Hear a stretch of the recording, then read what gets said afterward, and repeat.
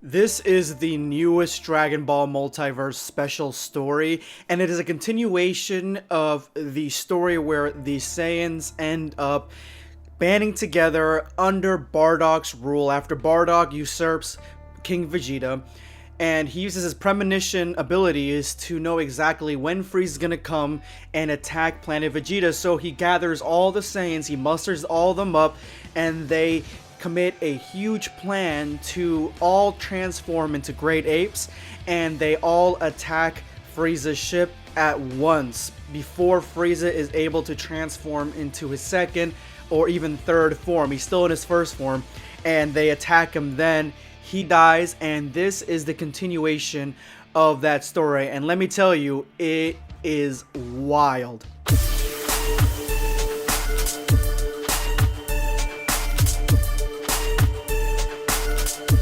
Know your place, worm. Prepare yourself. Damn Saiyan. The story begins with the Saiyans rapidly conquering what's left of Frieza's empire. They're taking planets one by one. We see Raditz in the beginning taking a planet. We see Prince Vegeta, who's not a prince at this point anymore, and he's fine with that because there is a Saiyan tradition of the strongest become king. And I guess King Vegeta had done this ritual in the past where he was the strongest and he usurped whoever was going to challenge him or was in charge before, and that's what's going to happen now. So Vegeta wants to go back to Planet Vegeta to take part in this duel to become king. Now Bardock is the king right now, but he has no desire to be the king for long. He will give up his right to be king to whoever wins these trials. The only stipulations is that him and King Vegeta become consultants for whoever ends up becoming the king. And we have many contenders on who wants to become king, but the two main ones are Vegeta and Hanasia. Now Hanasia is a brand new Saiyan that was created for this manga, but there are two Hanasia stories.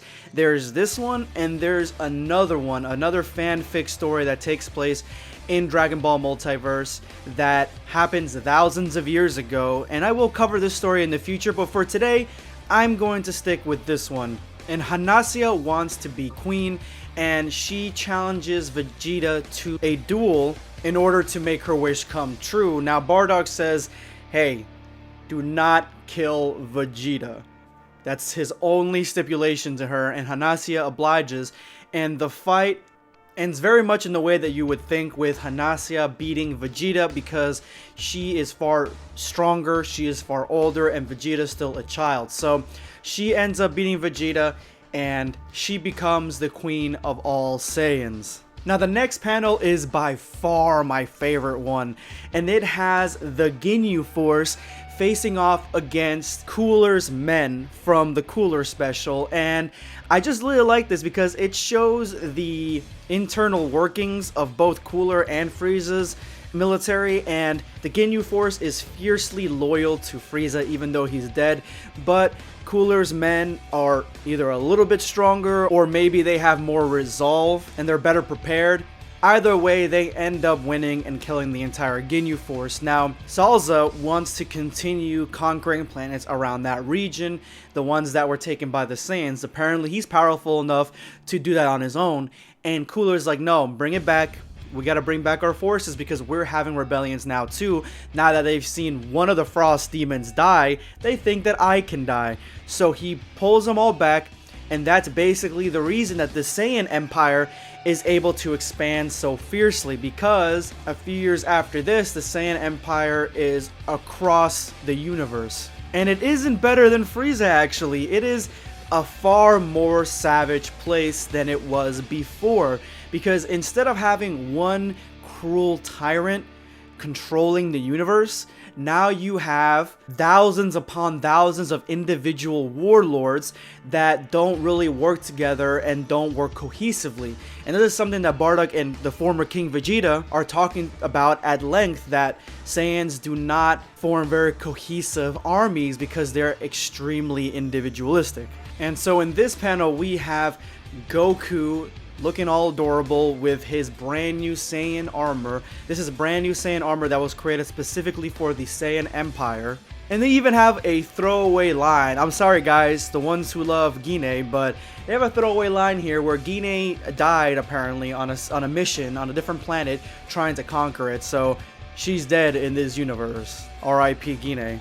And they talk about Broly. Broly is in this universe. He was never killed by King Vegeta because of the situation that happened overthrowing Frieza. So he was able to join the army and he was able to be sent off to different planets. Now the planet that he was sent off to exploded. So everyone thinks that he is dead, but he isn't. He's alive in his little protective cocoon ball flying to planet. Now they do realize this, that he is still very much alive, so they decide to go ahead and give him the missions of the toughest, most outskirt planets, the ones that are either on the border with Cooler's Empire or in Cooler's Empire. And he literally goes to each planet killing millions or just destroying the planet altogether. And this understandably brings Cooler and King Cold into the mix, because now they have their planets on the fringes being destroyed and obliterated by what the reports say are only one Saiyan child. So they go to this planet and they look for Broly. When they find him, they find a bloodied, all covered in dirt, looking like he's all beat up Broly, but he's actually not. That's the blood of his enemies. As soon as Broly sees him, he attacks and Cooler swats him away like a fly. He's like, This kid is strong, but he's not even close to being the same power as we are. And this literally triggers Broly into transforming into a Super Saiyan. And actually, I think this is the legendary Super Saiyan. I think that's what this is supposed to be. It's not just a regular Super Saiyan. This is his legendary Super Saiyan form, and he gains it as a kid. Now he's by far the most powerful Saiyan in the Saiyan Empire, and he makes quick work of Cooler and King Cold. And I like that they added this in here, that King Cold's ship was transmitting the fight to all the planets in the Cooler Empire. I don't know if he had this feature turned on before he came to the planet, just to show them what happens to the Saiyans if they start destroying some of his planets, or is it something that was just attached to the ship just as a normal accessory just to record stuff.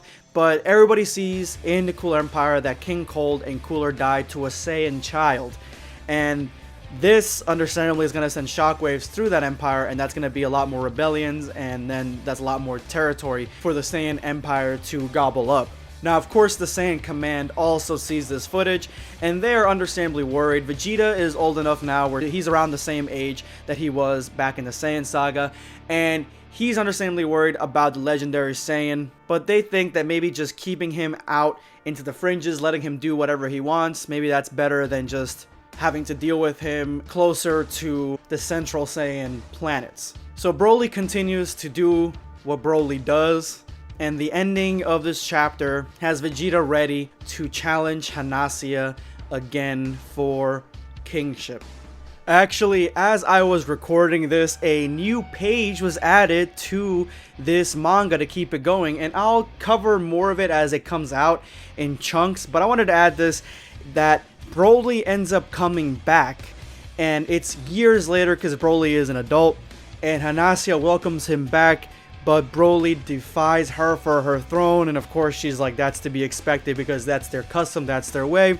So Broly does come back to challenge, and that's what the continuation of the story is going to be. I'll leave a link in the description below so you guys can go ahead and check out this special. And here's one last added thing. Look, they added Kaba here on the right hand side in his Saiyan Force Planet Sadala armor. So I thought that was a really cool little addition to the panel. Guys, this was a phenomenal Dragon Ball Multiverse special. The artwork is so much better done than the first part of this. It's fantastic. There's so much detail. It looks grittier. It looks very much more similar to the original way that Dragon Ball looked. And I really enjoyed that. And I like the storyline that they're going with. I always thought a Saiyan Empire type of story would be really cool to delve into. And I like the fact that they took Frieza by surprise. They all turned into great apes and were able to destroy him at once at the beginning of the story. And I just like how it just progresses so naturally through and conquering, and the fact that the Saiyans are far worse than Frieza just makes sense to me. I don't know.